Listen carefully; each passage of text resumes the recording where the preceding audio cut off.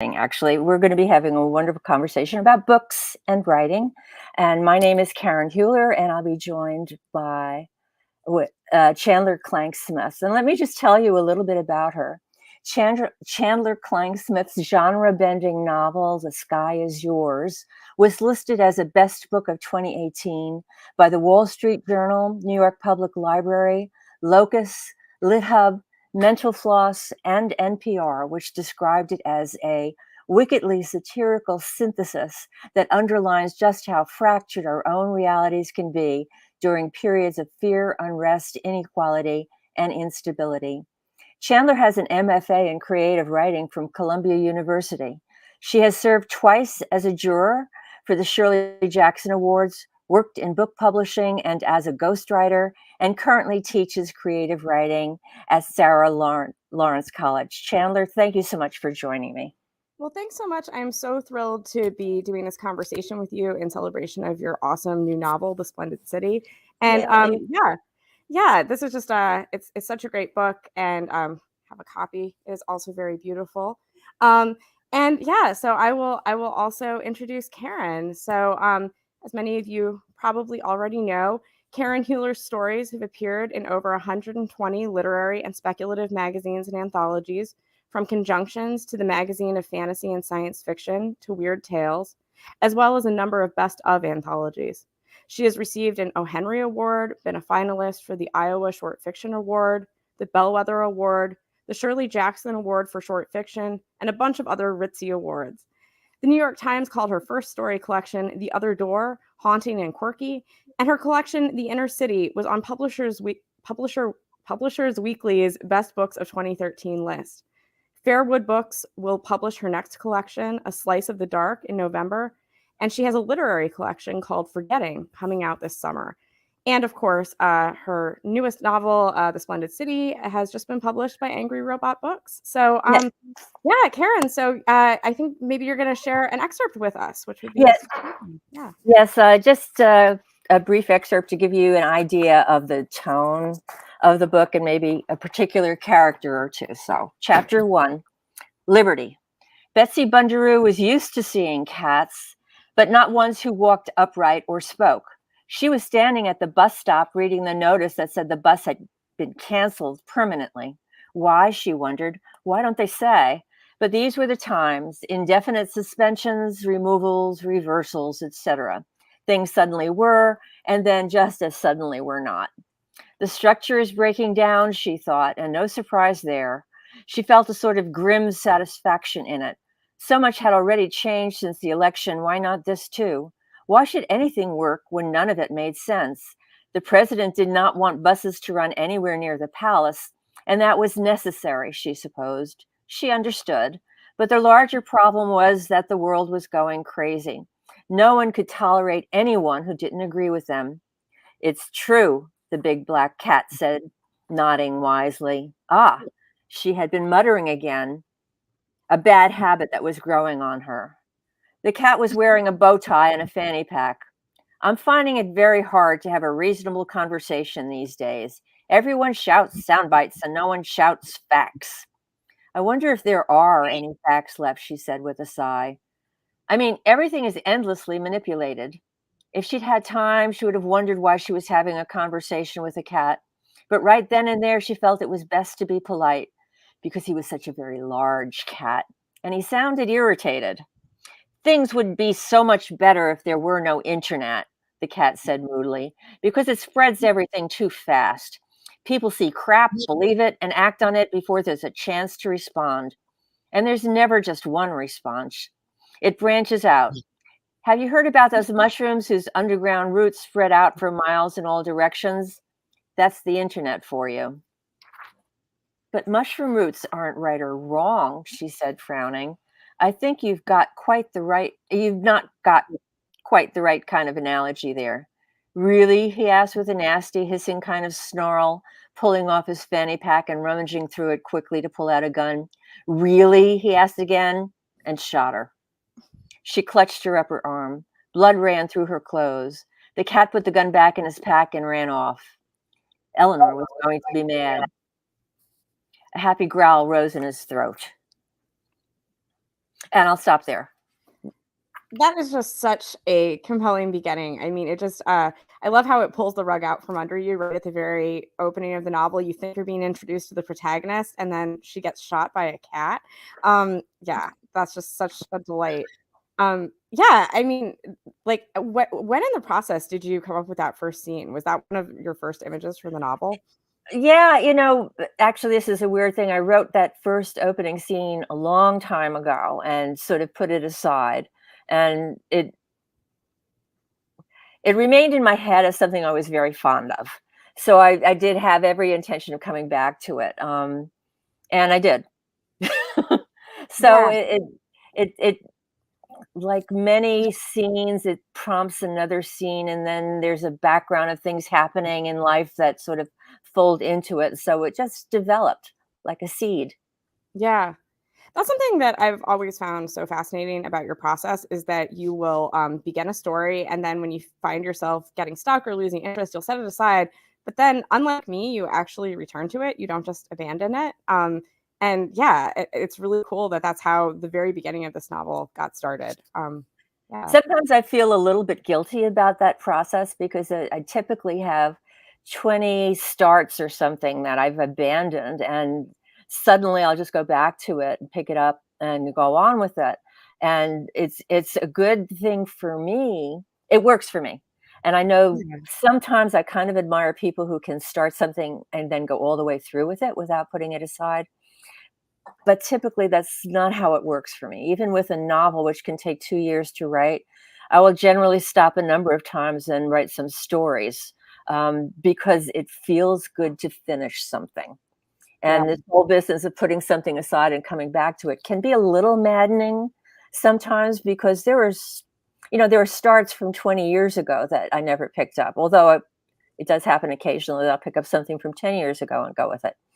But, it's my process. I'm happy with it. If I put something down and, in the back of my head it's still percolating, probably means I'll pick it up again, and I feel confident that it's not a bad process for me.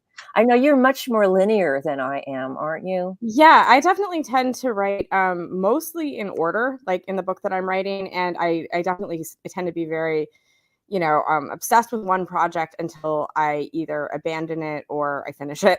So I'm really envious of that ability to sort of skip around, kind of changing channels in your imagination. I Yeah, think that yeah, there's yeah. something really magical about that. And I think that that comes across in your work. It always feels really fresh and intuitive. Even when you're paying things off, it always feels like a little bit of a surprise. And I think maybe it's because you allow yourself to be surprised in that way. Yeah. I think I do allow myself to be surprised, but I also think you do. I think this whole business of surprising ourselves as writers is getting into the state of mind where you allow things to happen that you wouldn't necessarily if you were sort of writing a term paper, Yeah. where you had to follow a structure and you had guidelines for it. But if you're open-minded to your own work, it can go anywhere, can it? Yeah, definitely. I think that because I try to progress so linearly through my work, I can hit certain points where I feel like I'm banging my head against a wall and it's because I'm trying to solve the problem logically, but like, fiction is art. It's not logical. So yeah, it's like only when allow myself to breathe a little bit and like take a step back that I can see another path. I'm so curious when you return to something that you've set aside for a while, is it usually because you've been continuing to think about it, or do you actually physically go back through the drawer or the computer file where those starts are and just pick something to take up with again?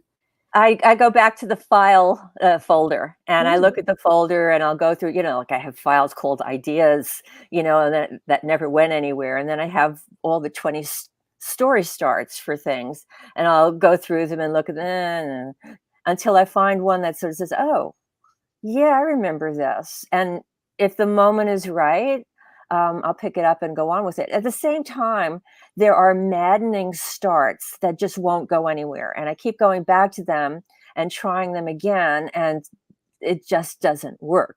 So some of the things I really want to finish, want to write, it's just not their time yet or something. Maybe it will never be their time, but it can be very frustrating when I want to work on a particular idea that keeps staying in my mind, and it just doesn't work then. So it has to be put aside. Yeah. It almost reminds me of like gardening or something, the way you're Yes. describing. Like, certain Yeah. things are just not ripe yet, and you just have to kind of let them do their thing. Yeah. It's very much like gardening. I think that's a good metaphor. And the one story I wrote a long, long time ago was when I was gardening, and the story developed that the top of the head was uncovered as she was pushing the soil aside, and these people grew from the ground. And Wow. I think that really mixes in with the whole how you develop your story. I mean, you may see a piece of it at first, but it grows. It continues to grow until finally it's a person who can walk, you know. That's It's such a a full person. surreal and perfect image to capture your process. I really love that. Yeah, Yeah. yeah. Absolutely.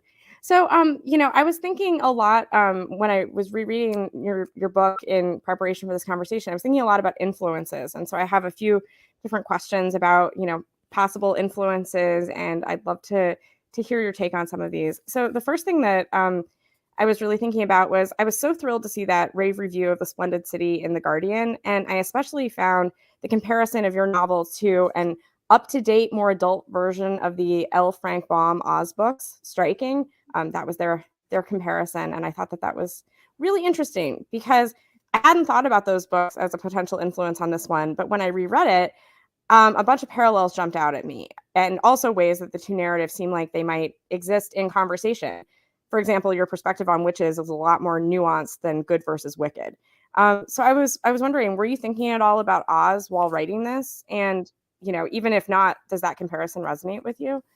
I was so delighted to see that comparison because yes, I keep thinking of the president as the man behind the curtain, Totally. and as you know, this is a very political sort of novel. It's a satire. And the man behind the curtain as a phrase just did keep popping up while I was writing it. It's not a direct parallel, but there is something kind of Oz like that scene when the doors open into Oz and it suddenly switches from black and white into color. That is Yeah. another thing that I kept thinking of Liberty, Liberty with its constant excitement, its constant parades, the showers of nougats as you walk down the streets. That image did parallel in a way the moment when you walk through to Oz. So I was really, really happy to see that. I mean, it's not a big, you don't really need that in order to, I hope, get some pleasure out of the book. Oh Uh, no. Yeah. but yeah, the man behind the curtain also pulls into the political aspect of the Yeah. book, in that so much of what we experience is entertainment, is illusion, is deliberate misleading. Um, and it worked as a concept, it worked for me very well. Yeah. No, I mean, this actually, yeah, ties into a few different things that I was thinking about. One thing is that, like, when you talk about the black and white and color thing in the original Wizard of Oz movie, I was really struck by how this novel seems to exist in two worlds. Like, part one, we meet Eleanor and Stan the talking cat. They're living in Liberty, which is, was previously Texas, but has seceded from the Union. And we're really just thrown into their present moment, and we don't really know the origin story of why do these two characters know each other, why are they being forced to live together, what's the story with all of this. And then in part two, we flash back and we get all of that backstory and Eleanor's involvement with this coven of witches, and those two, and that's set in New York City, and those two locales feel so different. So I think that that's so fascinating. How were you able to toggle back and forth between the kind of black and white and color parts of this novel? Did you have to put yourself in a different headspace while writing, or did it just sort of happen organically? This novel was written in a very strange way for me. Mhm. It's not the original version. The original version did not have liberty. Um, Oh. did not have liberty the way liberty is in this book, and Mhm. it was much more directly political about the last presidency. So it was sharper. Uh, Yeah. it was more obviously, blatantly um, topical, I guess is the right Yeah. word. So, and it also was interwoven both before and after, went back and forth throughout the course of the novel, not separated the way it was now into distinct sections. But the opinion on that novel was that it was too topical, that it had an expiration date because it was too pointedly about a particular administration, and that was going to change. And it was absolutely the right articulation of the problem. And so I went back and I wanted to keep the witches. I was very happy with the whole witches section. And New York with Stan. All of that was working for me, but it was sort of everything that happened in Liberty that had to be changed. So I had to reconstruct it. And I don't exactly know, probably maybe there were some parades in the original Liberty. I don't remember, but it sort of broke through that because the last administration was basically, in my opinion, trying to get by entertaining their followers rather than being honest, that they were in fact preparing an illusion. I sort of grabbed it that way, that it's not just one person, it's a whole way of life where entertainment keeps us distracted from the things that matter to us. And that goes across the board, of course. Entertainment does rule us in so many ways. Yeah. So that's a sort of, but there's also Oz, but there's also, I think there was a weird creeping in of the ones who walked away from Omelas, because the parades in that city were also constant. So there were lots and lots of influences that created the Liberty that you see. And it sort of developed as I went along, because as I said, the middle part was already written. It was a completely new ending. I kept Stan, of course, in the opening because I just loved that. Yeah. And it was sort of developing it in a strange way for me, so much out of order. And I decided that, I don't know about you, but I don't always like the going back and forth business. Yeah, you mean like alternating chapters? Yeah, I get invested in one and then I'm suddenly ripped away and put into another. So I said, well, let's avoid that. Let's just have it go and then go back and figure out how this all came to be. And it's just, there's times where that can be effective, but I think in the case of this book, because those two worlds feel so different, immersing ourselves in one and then immersing ourselves in the other is way more effective for me as a reader. Well, it seemed to work for me, so I'm fine with that. And I love the witches. The witches just seem such a great community to me. So so I kept half of it and rewrote the other half of it, and that's how we have Liberty the way it is. Yeah, there are so many directions I want to go with this conversation. But I guess I'll start with saying, when you were mentioning that you had originally written it in a way that was more directly topical, and then, in this revision, it became a little more abstracted or metaphorical. I was really struck while reading this. I could certainly see the parallels to our own political reality and, the Trump administration and things like that. But I also thought that there was something really strangely timeless about this book. So I was curious about that process. I mean, you've touched on it a little bit, but how did you go from, the more topical to, was it sort of by degrees, or was it more like you did one big revision where you kind of pulled out all of those proper nouns and replaced them with stuff that was more imagistic? Yeah. It's the whole process of writing. I think what freed me, and I like this version, by the way, much, much more than I like the original version. Yeah. I think once I got to the point where I could make the leap into imagining an entertaining city that's a city that's developed on the premise of entertainment. Once I freed it from specific political trappings, it was allowed to sort of mushroom into the kind of way we all live, in terms of we spend our days doing what, and what do we like about entertainment? It's the constant adrenaline excitement.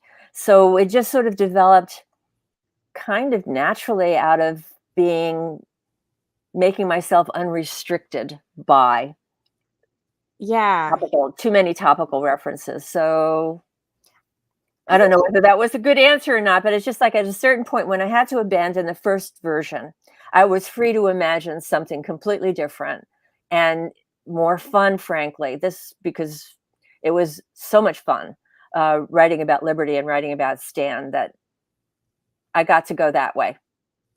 Yeah, no, I actually think that's a great answer. The idea of liberating yourself from the kind of, the tyranny of the topical or, of the moment, that like you can almost allow yourself to have a kind of waking dream of your own Yes. reality. That's, yeah. I think that sometimes, I teach speculative fiction, like creative writing classes, and I think that sometimes students will think, well, it's so much more challenging to make something up. But I think seeing it as a form of freedom is actually a really great way of looking at it. Yeah, definitely. I love that.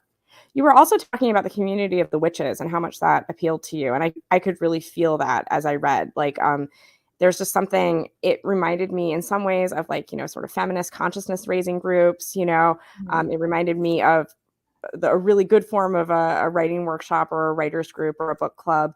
But then, of course, it's literally magic. And one of the descriptions of this novel that I read somewhere, compared this to Alice Hoffman, who's obviously known for the practical magic books. So I was really thinking about that idea of witches and like what you were interested in adding to that literary conversation around witches. So I'd love for you to talk about that a little bit. It's very strange how the witches community became something that I really liked. I mean, I really liked the witches. I love the way they supported each other. I love the way they gently chided each other. I mean, it Yeah. really felt helpful and supportive. I think a little bit Practical Magic, the movie, I think might have influenced this a little bit because Sure. I love the way the characters related to each other. And I did a little, not I didn't do a deep dive, but I did a little bit of a dive into the craft and covens and stuff. And the Yes. the reliance they have on the earth, the support that they want for the earth, all of that coincided with my core beliefs as well. So I felt this set of beliefs really is something I can support. And their first rule is always to do no harm, just as supposedly doctors have the same rule. But so much about it appealed to me in terms of finding like minded people and growing because they grow together, they learn from each other. All of it just really appealed to me. And it's sort of coincided. I know I've mentioned this a few times to you, Chandler, but most of my early publications were in literary magazines, and it was hard to get into the literary community. It's extraordinarily large, and there's such a hierarchy there. When Yeah. I sort of leapt the fence into speculative, um, and I met you, and I met Nick, and I met a whole bunch of people who gave me a sense of community that I had not had before, and it was such a wonderful revelation to me, this whole idea of community. I've always written in isolation, sent it out, get a rejection, get an acceptance, whatever, in isolation. And then Yeah. suddenly I was part of a community with a bunch of people that I really learned to love and respect and felt connected with. And I hope that some of that feeling came through with the witches, because I do feel we share common purposes, we share common goals, and I think we share a love for each other that was a great revelation to me when it happened to me. Yeah, absolutely. I'm honored to be part of your coven. Yeah, no, I mean, actually, like one thing I also noticed, I couldn't help but notice was a few things from your life that popped up in the text, including a curly-haired witch in training named Chandler, and a trippy moment when Eleanor hears a voice say, "The sky is yours," which happens to be the title of my novel. And I know that there are probably Easter eggs from all different parts of your life in this book. And I was also really curious about that, especially like when you're writing speculative fiction, and it's not literally autobiographical. Like how do you know when to like reach for those personal touchstones, and like do you keep like sort of a journal where you jot down things that you want to work into your books, or do they just sort of pop to mind in the moment that you're writing a scene? And yeah. It's so easy to add, minor character. That Um, was wonderful. I was delighted. and I just hope you imagined me snickering as I wrote it because I Oh yeah. was. I think you've appeared, you and Nick Kaufman, who's our mutual friend and another extraordinary writer. I have his books here. Yeah. This is one of my favorite books, by the way. Yeah. Dying is My Business. It's Nicholas excellent. Kaufman, two N's at the end. Um, but Nick is I think is in another book, and I think you are in another book as well. I'm almost certain that you are. And it's just so pleasant. I mean, I was talking about community earlier, and it's just the idea that you can grab someone from your virtual community at that point and just stick them in a story. It is something that delights me. I don't do it to other people. Not that I can remember. I think you and Nick are, and your partners are probably the only people I've done it to. And yeah, I enjoy it so much that I bet it might happen again. Yeah. So it's great. I love that thing of like, leaving one's fingerprints on the material, like, Yeah. like sculptors sometimes do. I think that as writers, especially when we're writing things that are really strange, there's something really wonderful about leaving little identifiable pieces of ourselves there. Like, it makes it feel like home when you return to the text. So yeah, Yes, yes. no, that's so cool. So yeah, speaking of influences, like another one that I know was really central to you in writing this book was The Master and Margarita. You've mentioned that a bunch of times when we've talked about this before. I still haven't read that novel, unfortunately, but I would love to hear you, talk about what it is that I know that it also involves a talking cat, and there are some, maybe superficial things like that as well that are similar. But like thematically, what were you sort of saying back to that book with this one? I'm really curious. Um, I'm trying to figure, I mean, there are various books in my relatively early years that stuck out as books that broke through the wall for me. Yeah. Um, One of them was The Master and Margarita, and I don't know exactly what did it. I suppose to a certain extent, books with certain images that resonate with me Yeah. stay with me forever. And Stan the Talking Cat always did. It came out in the late 60s, and the paperback edition had a black cat on his hind legs with a bow tie shooting a gun. And that also stayed with me. That image, which turned out to be Stan in this book, stayed with me. But in The Master and Margarita, the devil comes to Moscow and creates all sorts of problems. He's got a companion cat, Behemoth, who is snarky and um, a little bit definitely a precursor to Stan. Yeah. And there's another Professor Roland is also the companion, but they just create all sorts of problems. And it's a satire as well, but oddly enough, I think, about the literary community, the literary politics in Mhm. Moscow, which is sort of entrenched where you have to get favors from specific literary figures and all sorts of things. There's also a, a witch who has her first flight in there, which I've remembered for years, on her broomstick. And so there are lots and lots of things that I picked up from The Master and Margarita and twisted and made my own. The language of it is also something that appealed to me. I love the voice of the novel. And Yeah. at first, I was writing down all these phrases from the novel to try and reproduce it. And of course, you cannot write a novel faking someone else's voice. It can't be good.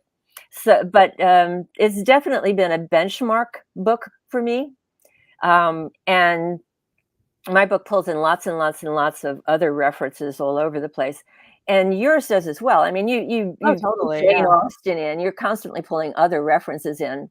Jane Austen is one. What are the others you can think of? Oh yeah, there have been so many. One story that really stuck out to me when I was working on my book, The Sky Is Yours, is Lowlands by Thomas Pynchon. It involves this guy who the story sort of ends with him, he's in this garbage dump and he ends up meeting this community of tiny people that live under the trash, and one of them is this young woman who's just sort of instantly enamored with him, and the relationship between those two characters and the idea of there being this giant pile of trash that has become a kind of new I was going to language. say that sounds familiar. It's very familiar. If you've read my novel, there a lot of that imagery like really came straight from that story. So I totally relate to that thing of there are certain iconic things that get seared on your brain, and they don't necessarily mean the same thing to you that they meant Right. to the author that you're taking them from. And so then you can kind of take that and run with it and do your own thing. So yeah, I think that's fabulous. And I I really think need to read The Master and Margarita. I meant to do that before we talked, but I if didn't. you read The Master and Margarita, just be warned, chapter 2 is a bit slow. Okay. But I think at some point when we're new writers, we're a little bit afraid to reference other things because Yeah. it's a form of cheating and a lack of imagination if you can't come up with completely new images or characters or plots. And, over the course of time, I've thought about that. And I think as we go through life, we incorporate the experiences we've had, and that adds to our personality, changes who we are, and we mature with those things, making us who we are. And I think the same thing happens with books. The books Oh, you love are incorporated into the writer you become. And I think it makes it richer to reference other things, just as if you go through life saying, I prefer not to. I mean, that's a yeah. shorthand for a certain attitude or make it so. There are all sorts of catchphrases that put you in the moment and bring something to it and have become part of your own book of phrases. And I know that I do because I'm doing it more and more often, referencing so many other things, changing them, making my own, but incorporating them probably in response to the way that I received them and what they meant to me and how I Yeah. felt about what they meant to me. But I think the more I see it, the more I can recognize things. It's like shooting a movie in New York and you recognize that street, you know? Yeah. I think at this point in my life that I love it when I see it. Yeah. No, I mean, I love that thrill of recognition. There's something really exciting when you're engaging with an artist and then, like a filmmaker or writer, whatever, and then you go back to the sources that they drew from and you can see those resonances. Like I find that like really rich. And I mean, if art didn't become a part of us and stay with us, then like why would it be important? So Yeah. I think it's actually just a sign of, yeah. Um, and speaking of influences, another one that like you and I share is a love for Alice in Wonderland Oh and Through the God. Looking Glass. There there are Yeah. certain books that I just wish I'd written, you know? Oh my God, I completely agree. But I was thinking, especially with this one, about nonsense. Especially when Stan is on a sort of picaresque adventure, I feel like he has a lot of nonsense conversations with people that he encounters, and I really love that. And I feel like nonsense in all of your work, it kind of comes up again and again, where characters are talking at sort of like interesting cross purposes, or the rules of the world are sort of fundamentally illogical in some way. So I was just curious, like, what nonsense means to you, and yeah, like, why you find that useful in your fiction. I think I'm drawn to the absurd an awful lot as, a funny sitcom going on around me, all Yeah. the time. And, I was thinking about this earlier. I've read recently, and you probably have too, that there are some people who don't have voices in their heads, do Yes, I not heard hear. about that. Yeah. I think that that's amazing because I go through life and there's a constant dialogue going on in the background and in my head. And is it true for you? Oh yeah, definitely. There's actually a moment in George Orwell's 1984 where Winston Smith like finally gets his hands on a journal that he can write in, and he thinks to himself, "Wow, there's been this constant monologue in my head that has never ceased up till this moment, and I'm holding a pen and trying to write." And Yeah. I completely identify with that on both. Yes. I don't know how you can get through life without those voices in your head. I mean, what's Mhm. filling up the airspace in there? Um, Yeah. it's something I don't frankly understand. And I'm not quite sure that I want to understand it because it's a little bit frightening to me to think that those voices would go away. But the answer is I've constantly got those voices in my head, and they're imaginary conversations most of the time, or bits of dialogue, however you want to view it. Um, and the absurdity of it is comforting. I don't know why. Yeah. Maybe because it's transformed from meaningless into craft of some kind. Maybe that makes it something else. Yeah, no, that's a really good point. Like when you think of something like Jabberwocky, right? Like if you just had all Yeah. of those words kind of just popping up in a regular text, you would feel like, oh, maybe like, maybe there's some sort of complicated printing error that happened or whatever. But the fact that that poem gives order and contextualizes those made up words, it makes them beautiful and mysterious in a deeper way. So I think that makes a lot of sense. You kind of take the nonsense from the world around you and you kind of mosaic into something that makes a new shape. Like, Yeah. It only seems like it's crazy. It really isn't, Yeah, totally. Or at least it's not crazy in the context of the work. Right, It right, would be crazy in the context of the world. But yeah. Yeah, that's awesome. Um, yeah. So like I think that like another thing that we touched on briefly before, but I'm fascinated by the way that you write about social media in this book. I think like Whispers is such a great name for a social media platform, for example. And I was curious. That's obviously another part of the satire, but like was that something that was always in this, or did that kind of emerge No. like in the subsequent drafts? That's completely from the second Yeah.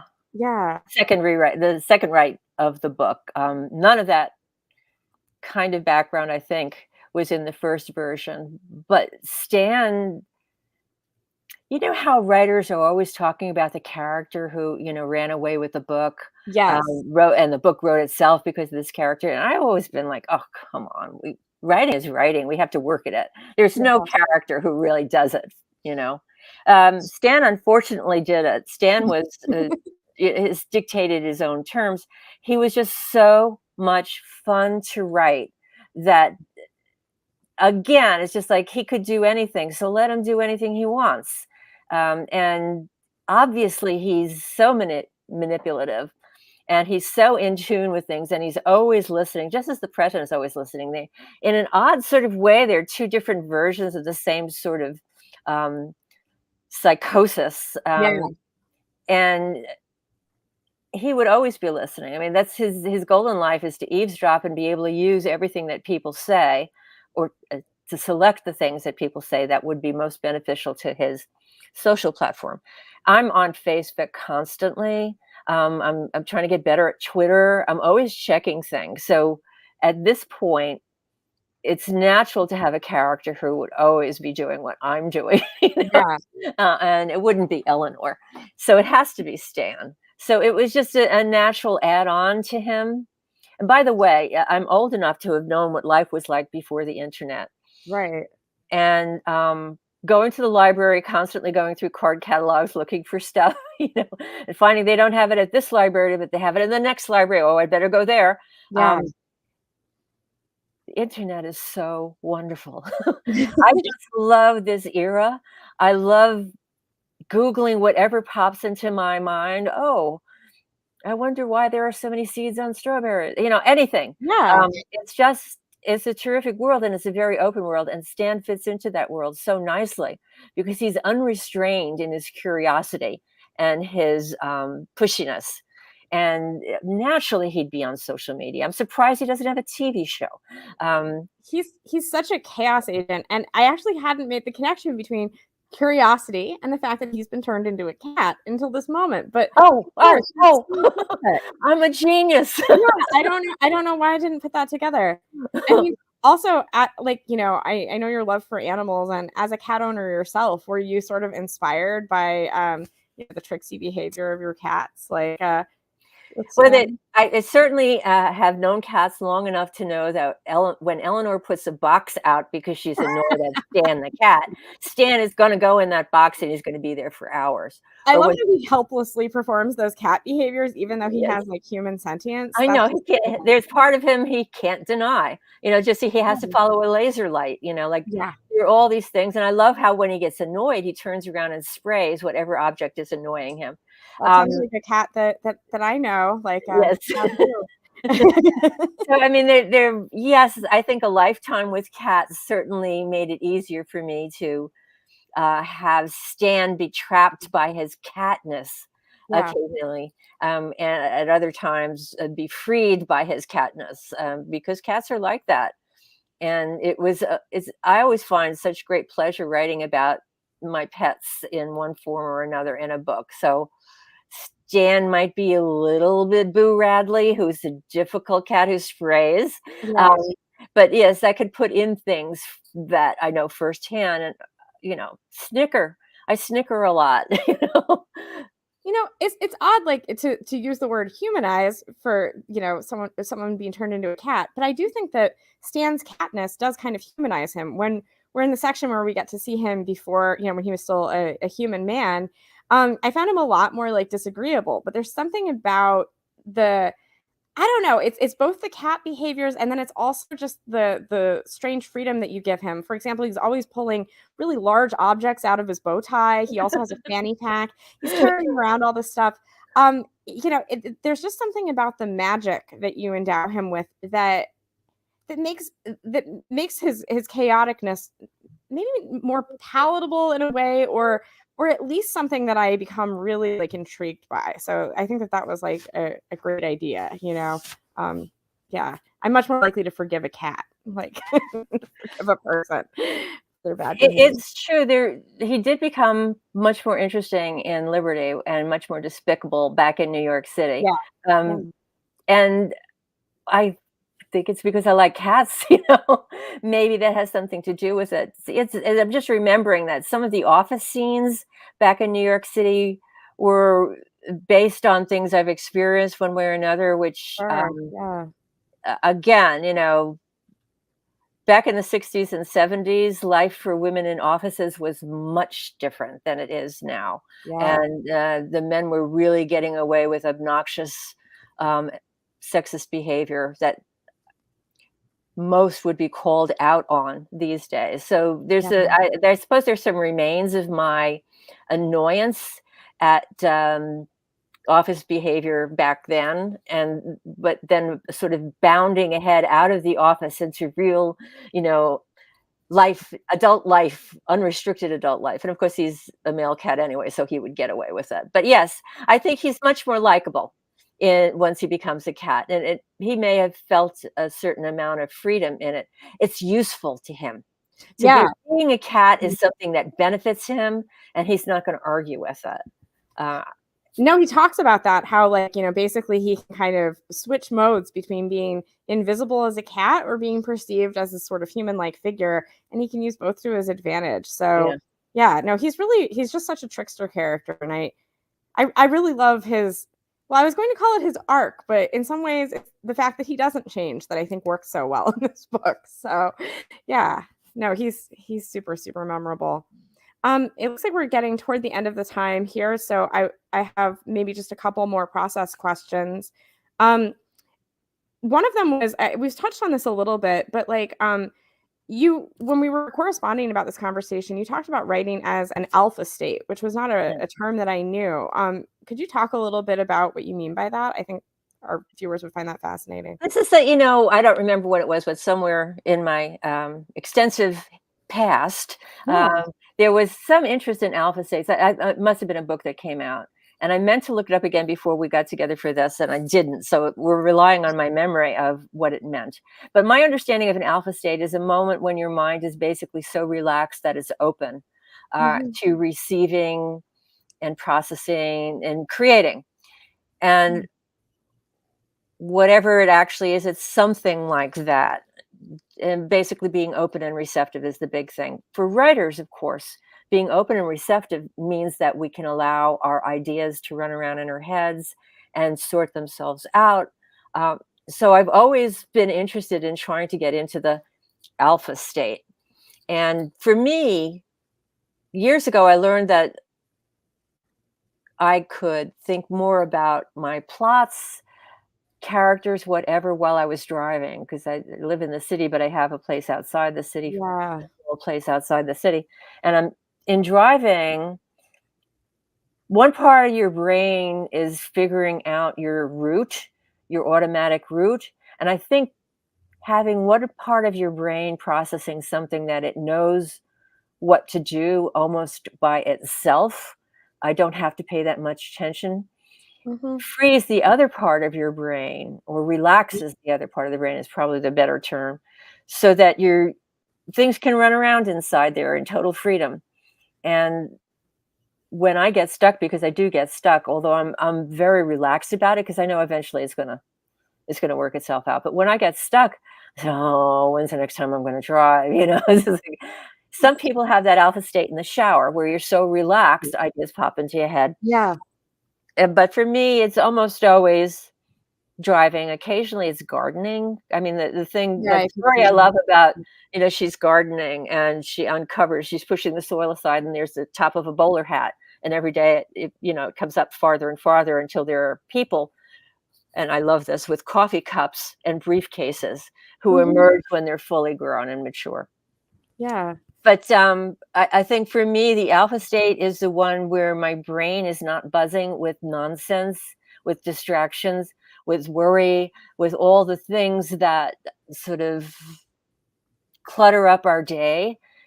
It's the point where we can get away from that and let our mind just roam freely, almost like a Star Trek episode in another planet. So, No, I mean, I think that that's incredibly important. Like, and sometimes it even just means, even though I do most of my writing on the computer, I do think spending time away from the computer but thinking about yeah, the work is yeah. is really important and something that we don't always consider part of writing, but it is. Yeah, I'm just looking to see how much time we have left. I guess I could ask one more question, which is, so on that note, what does an ideal writing day look like for you? Like, do you like to start out in the morning and write all day, or yeah, like what would be sort of get you in that state that would help you be most productive? Well, it's different for every day. I don't have a set period of time when I write. Yeah, Um, I usually get up, take care of the animals, get my first cup of tea because I'm a tea drinker. yeah, Um, Coffee is my sort of exclamation point when I really feel I have to be sharp, you know. Um, and then start Googling, checking up on things, and then maybe I'll drift over and look at my file folder of ideas or whatever, or work on whatever I'm working on. And I'm not one of those people who sits down from 9 to 5. I don't have a particular thing. I work on my laptop. I wish I would work on a table or a desk or something, but I hmm, sort of bring it around with me like a notebook would yeah, accompany me. And it's just like, I'm such a Gemini, like I can't stick with anything for very long. I hop from one thing to the other, but it works for me, so I'm fine with that. My working day is just basically do a little this, do a little that, write something, look at something, start writing again. You know, I yeah. bet you're much more organized than I am. No, I mean, allowing it to be something that you can dip in and out of, like, I think is great. Like, I think the problem for me is that I tend to either like hyper focus or get really distracted. But I'm envious of that ability you have, both in the macro sense, setting stuff aside and then coming back to it weeks or months later, but then also in the micro sense, it sounds like that's really wonderful. Well, this has been such a great conversation, Karen, and I'm so thrilled for you with this book. I'll show it to the camera again. Everyone should definitely get The Splendid City. It's fantastic. And it's also just, a beautiful physical object as well. So, yeah, congratulations. And yeah, like I can't wait to see as like, more reviews and stuff come out. I know people are going to love it. So, Thank you, Chandler. It's been so wonderful to talk to you. yeah, wonderful to talk to you too. All right. Bye-bye. Bye bye.